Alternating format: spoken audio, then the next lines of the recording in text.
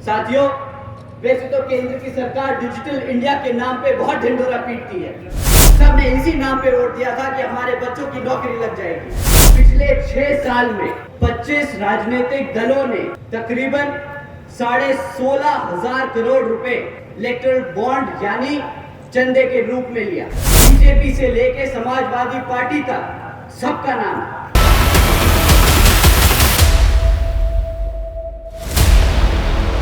आपसे एक सीधी बात कहना चाहूंगा।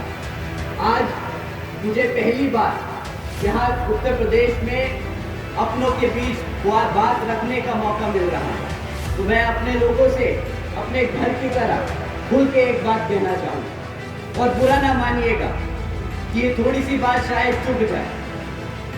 साथियों, आप सब जानते हैं कि बीएसपी के कार्यकर्ताओं को भटकाने के लिए, डीमोरलाइज करने के लिए विपक्षी पार्टियां कितने किस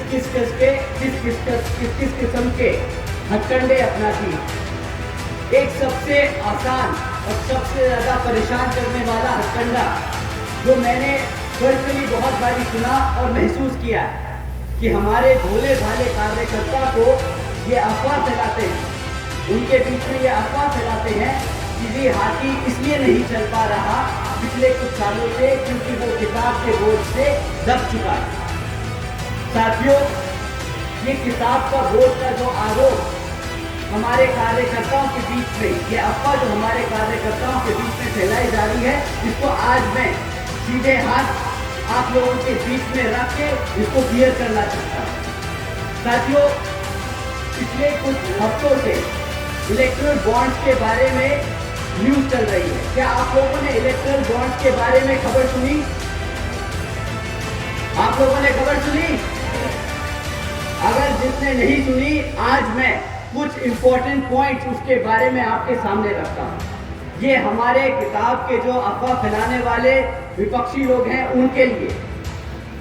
साथियों, पिछले 6 साल में 25 राजनीतिक दलों ने तकरीबन 16,500 करोड़ रुपए बड़े बड़े धरना सेठों की कंपनियों से इलेक्टोरल बॉन्ड यानी चंदे के रूप में लिया।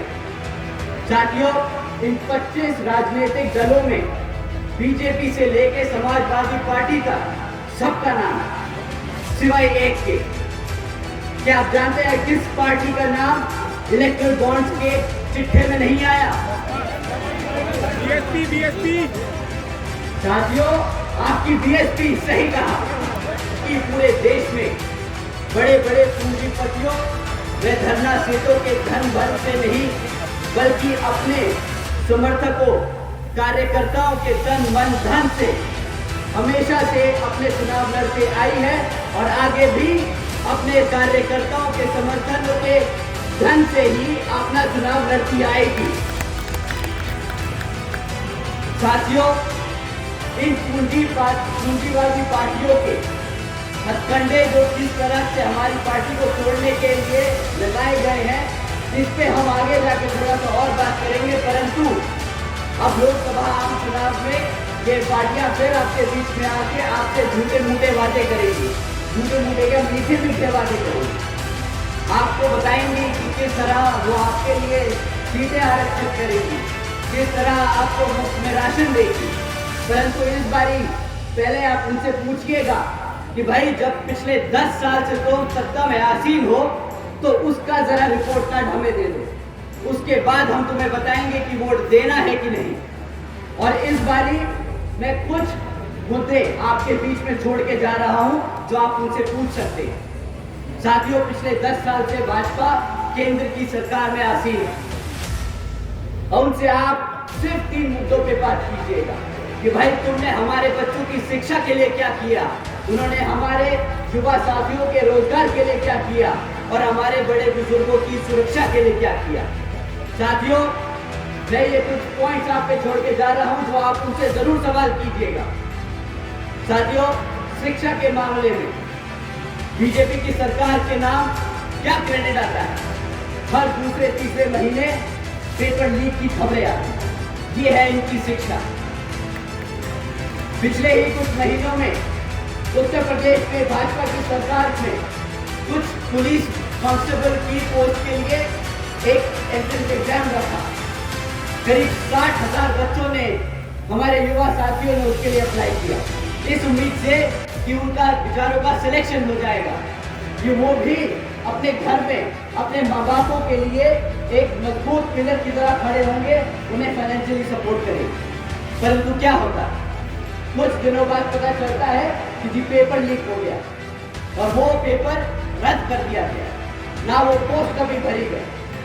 साथियों, आज बीजेपी की सरकार के दौरान पिछले 10 साल से पढ़ाई शिक्षा के मामले में इतना दर गिर चुका है कि आज अगर आप 8वीं कक्षा के बच्चे से पूछे कि भाई तुम प्लस माइनस डिवीजन मल्टीप्लिकेशन कर सकते हो क्या, सरकार का सर्वे है, साथियों सरकार का सर्वे है कि आज भी 8वीं कक्षा के बच्चे, आधे बच्चे ये प्लस माइनस नहीं कर सकते। किस बात की शिक्षा दी है उन्होंने पिछले 10 साल में? साथियों, अगर आप बोलते हैं कि इंडिया को आप वर्ल्ड में सबसे बड़ी इकोनॉमी बनाने जा रहे हैं, तो उसकी सबसे बेस फाउंडेशन एजुकेशन होगी, हमारी शिक्षा होगी। और आप अगर भारत से अमेरिका में काम लोगे, अगर आप भारत से चाइना में काम लोगे, अगर आप भारत से यूरोप से काम लोगे, तो आपकी बेसिक एजुकेशन क्या है कि आपको अंग्रेजी बोलनी आनी चाहिए। वे आप उनसे हिंदी में तो बात नहीं करेंगे ना, आपके बच्चे अंग्रेजी में ही उनसे बात कर पाएंगे। परंतु भाजपा की पिछले 10 साल की सरकार में शिक्षा का इतना बुरा हाल हो चुका है कि आज हमारे बच्चे अंग्रेजी का एक सेंटेंस नहीं बोल पाते। और ये मैं अपने मन से नहीं, सरकार के सर्वे और डेटा रिकॉर्ड से बोल रहा हूँ। तो पूछिए भाजपा की सरकार से कि ना तुम पेपर पूरे करा पाए, ना तुम हमारे बच्चों को प्लस माइनस सिखा पाए, ना तुम उन्हें इंग्लिश बोलना सिखा पाए, तो किस बात की तुमने हमारे बच्चों को शिक्षा दी? उन्होंने आपके साथ, आपके भविष्य के साथ खिलवाड़ किया है साथियों। ये बात शिक्षा के साथ साथ आपके भविष्य का। तो आप एक बार जरूर उनसे पूछिएगा कि भाई साहब, पिछले 10 साल में आप ना ही खाली सेंटर में नहीं, जहां उत्तर प्रदेश की राज्य सरकार में भी आती है और आपके हालात कहीं के भी सुधरे नहीं। तो इस बारी किस भू और हक से आप हमसे वोट मांगने आए? साथियों, देशों के इंडिया की सरकार डिजिटल इंडिया के नाम पे बहुत ढिंढोरा पीटती है, बड़ा वादा लेके आए थे, सबने इसी नाम पे वोट दिया था कि हमारे बच्चों की नौकरी लग जाएगी। आज 3 में से 1 बच्चा बेरोजगार घूम रहा। साथियों, बेरोजगारी का इतना बुरा हाल कि पिछले कुछ दिनों में ऐसी खबरें सामने आई हैं जो आप सुन के हैरान हैं। मैं एक हेडलाइन आपके सामने पढ़ता हूँ। 90,000 से ज्यादा PhD स्कॉलर्स, इंजीनियर और ग्रेजुएट्स ने एक क्लास 4 की नौकरी के लिए अप्लाई की। ओपनिंग कितनी थी? 1000 पोस्ट एक क्लास 4 की नौकरी के लिए। PhD स्कॉलर्स अप्लाई कर रहे हैं, ग्रेजुएट्स अप्लाई कर रहे हैं। ये है पिछले 10 साल में भाजपा सरकार का एजुकेशन एम्प्लॉयमेंट का रिकॉर्ड। साथियों, प्रधानमंत्री जी और भाजपा के केंद्र के सारे मंत्री बड़े गर्व और फख्र से बोलते हैं कि भाई हमने आज तक 80 करोड़ से ज्यादा लोगों को मुफ्त में राशन देने का काम किया।